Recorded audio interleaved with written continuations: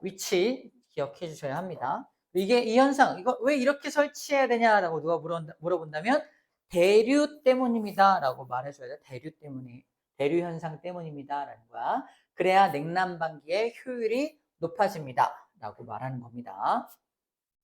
키워드가 대류라는 게 키워드로 나와 있는 거야. 자, 이제 단열 얘기를 할 겁니다. 단열.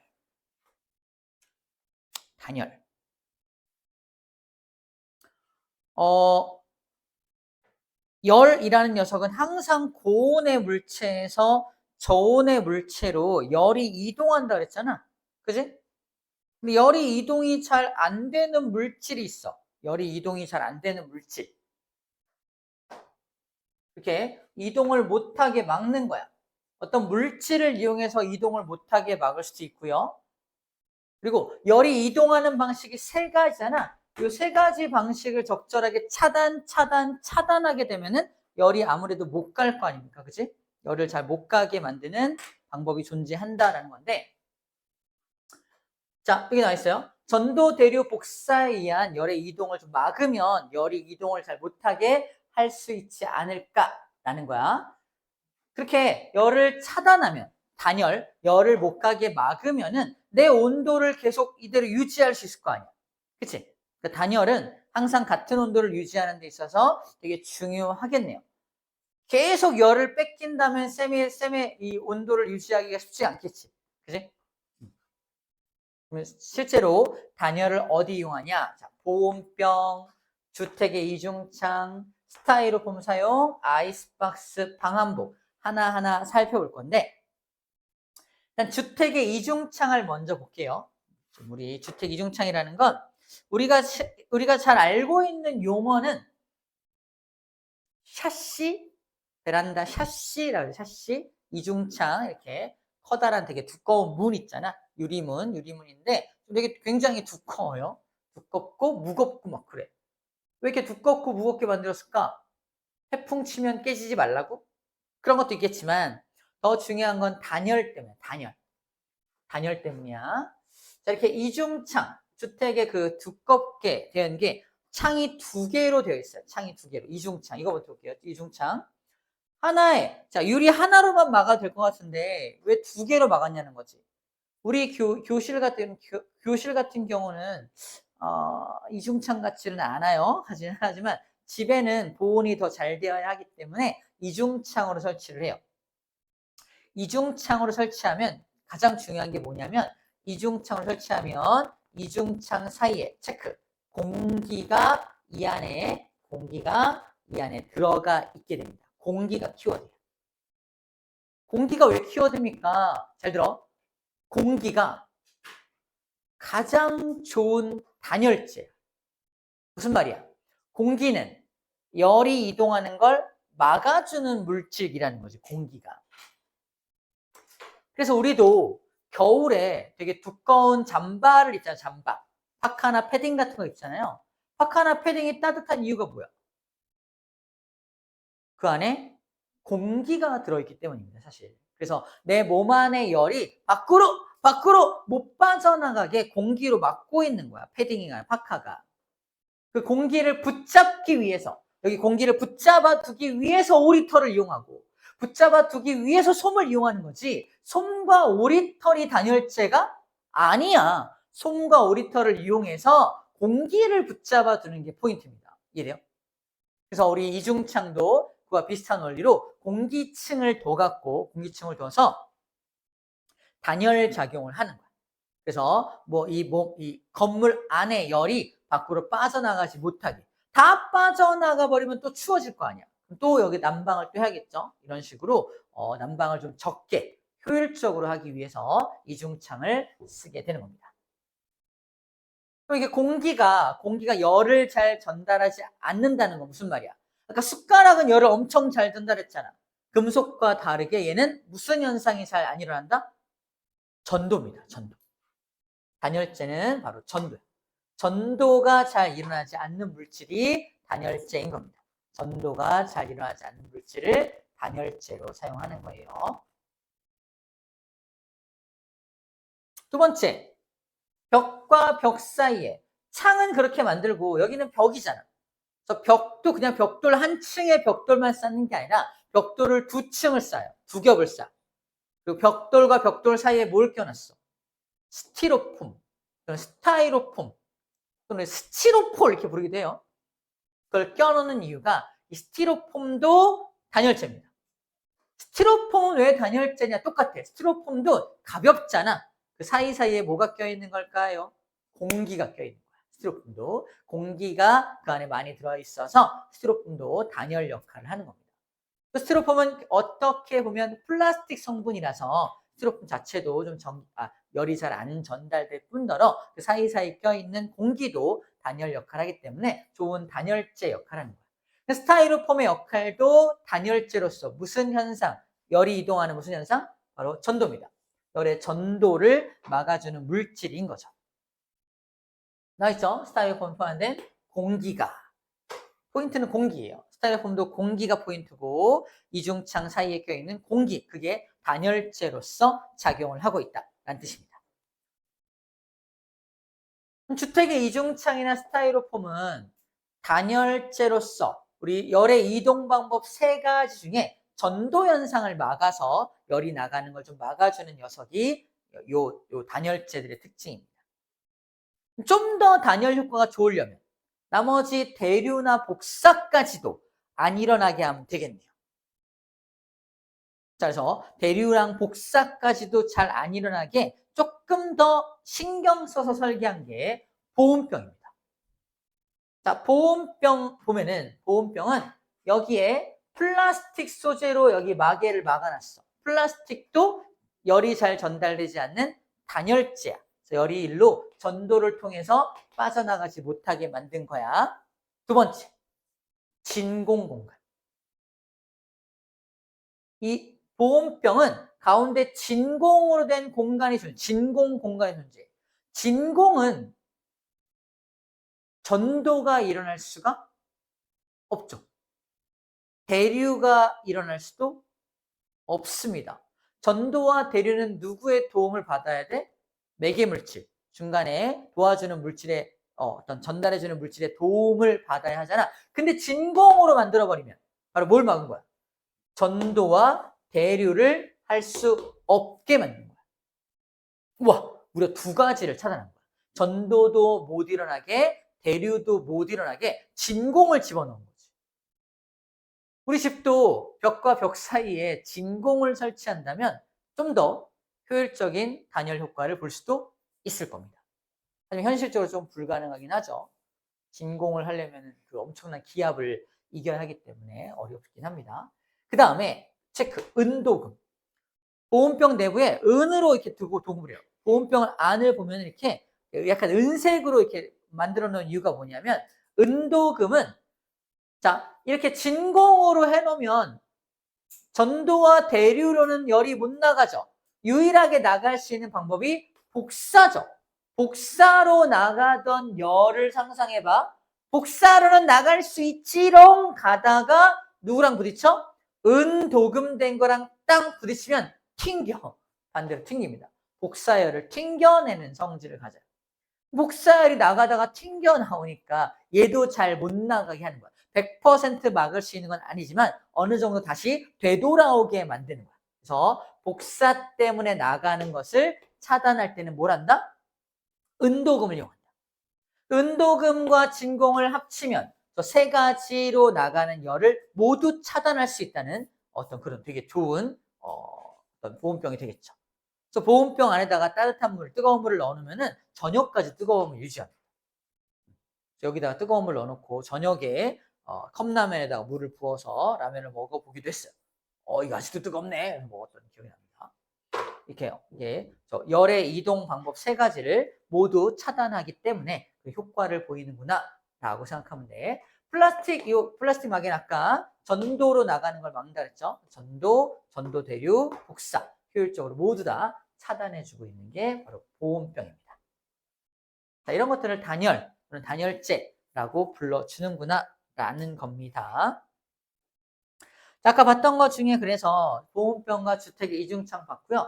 스타이로폼 여기 껴져 있는 거 이용했고요. 아이스박스도 스타이로폼으로 만든 거기 때문에 밖으로 열이 잘 빠져나가지 못하고 열이 출입을 못하게 만드는 거야. 아이스박스는 안에가 차가우니까 밖에서 안으로 열이 들어오려고 하겠죠. 근데 스타이로폼 때문에 못 들어오는 거야. 그래서 안에가 차갑게 유지가 되는 거죠. 방한복도 차가운 것이 안으로 못 들어오게 하는 거니까 방한복도 약간 공기층을 좀 집어넣어서 우리 방한복 그러면 약간 파카 같은 거 생각하면 돼. 차가울 때, 추울 때 입는 옷들을 방한복이라고 하는 거야. 꼭 특수한 것들이 아니더라도 우리 파카나 패딩 같은 것들을 방한복이라고 생각하면 됩니다. 공기층을 이용해서 열을 차단하는 거 방한복이에요. 여기까지가 단열입니다. 단열. 위에 단열재로 솜, 뽁뽁이, 스타이로폼 다 공기와 관련된 거고요. 진공은 전도대로 차단하는 거고, 은도금, 은박지, 알루미늄 복사로 나가는 거 튕겨내는 물질들이야. 여기 있는 물질 한번 읽어보면은 이런 것들이 단열재로 이용되는구나. 우리가 방금 배웠던 것들을 다시 한번 그냥 얘기해주고 있는 것 뿐입니다. 여기까지가 5번까지 내용이 끝났네요. 마지막 열평형 얘기만 하면 될 것 같습니다. 되게 좀 어려워 보이는 저 그래프가 나오는데 간단해요. 잘 봐.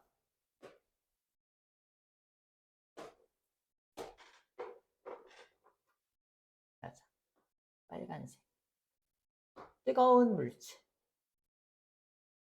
뜨거운 물체 A가 있어요. 온도가 몇 도인가 봤더니 100도씨야.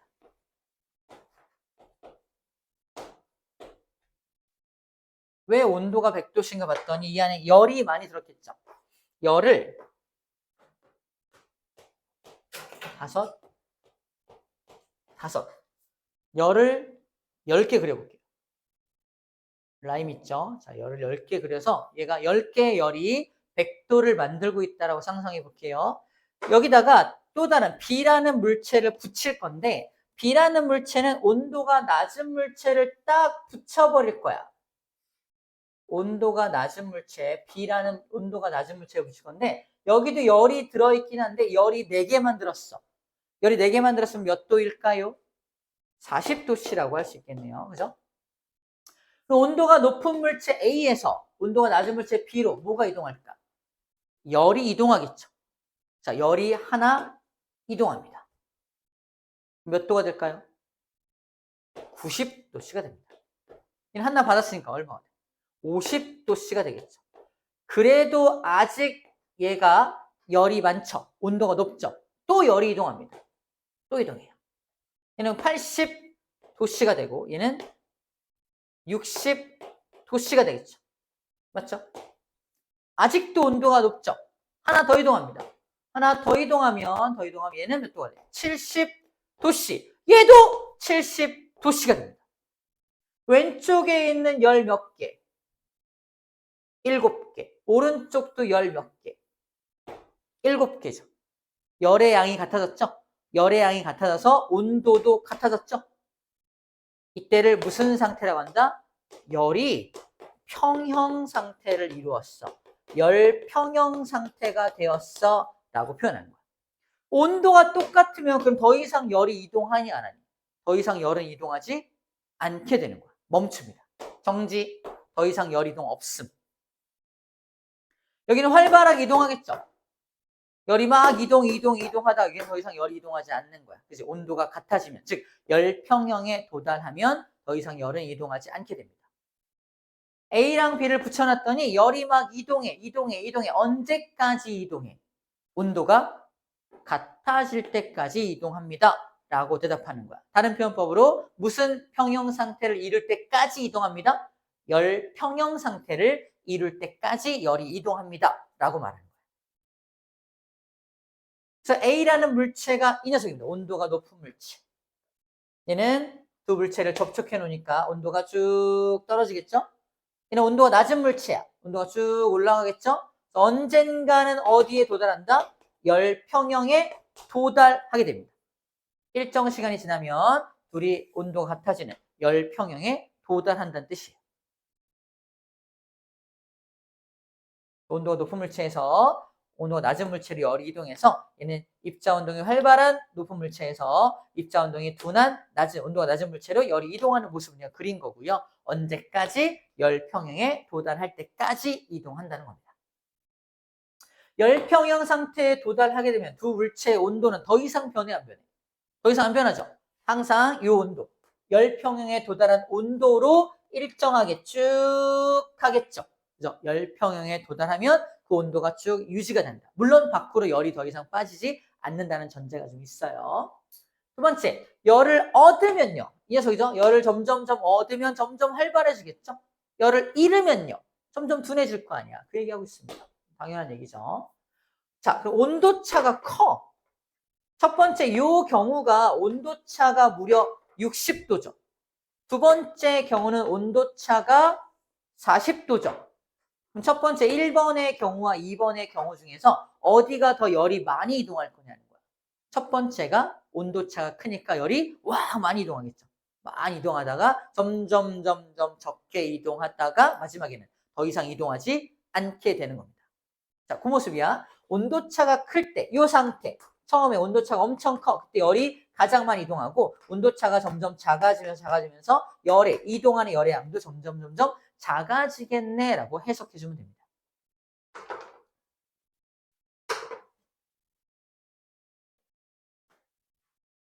나중에 배울 거긴 한데 얘는 온도가 이만큼에서 이만큼 떨어져. 이만큼 떨어지는데 얘는 요만큼에서 요만큼 올라가죠.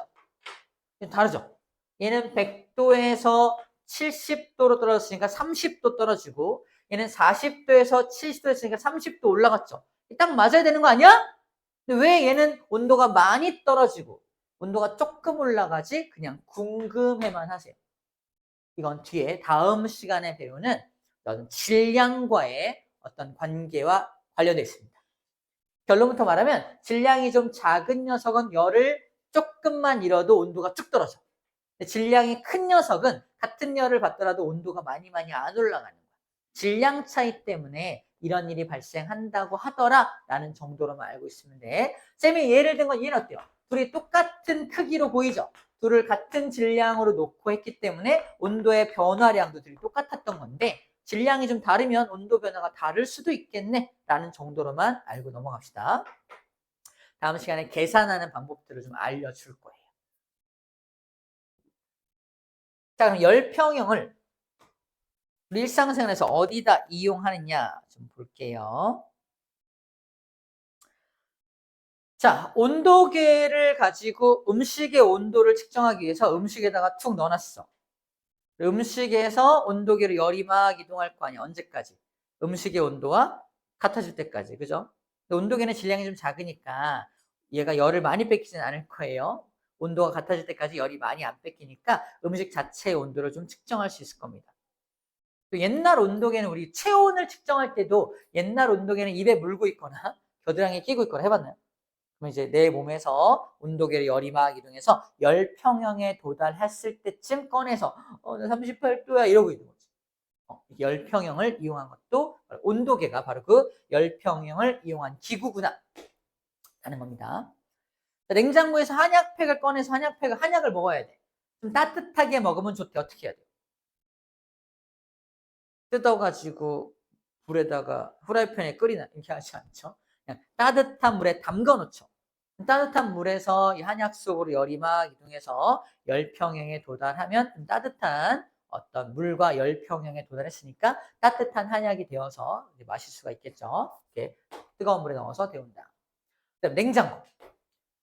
그럼 냉장고가 이런 데 있으나 냉동실과 냉장실 나눠져 있는 이중 이것이잖아요. 위아래로 나눠져 있고 중요한 건 냉동실은 영하 20도씨에서 18도씨로 거의 맞춰져 있고요. 냉장실은 한 4도씨 정도로 거의 맞춰져 있어. 우리 엄마는 좀 센 거 좋아한다. 그러면 영하 20도. 냉장실은 막 영하 2도, 냉장실은 2도, 막 3도 이렇게 좀 더 낮게 설정하기도 하는데 대체로 이런 식으로 맞춰놔요. 그럼 여기 냉동실에다가 내가 어떤 음식물을 넣어놨어.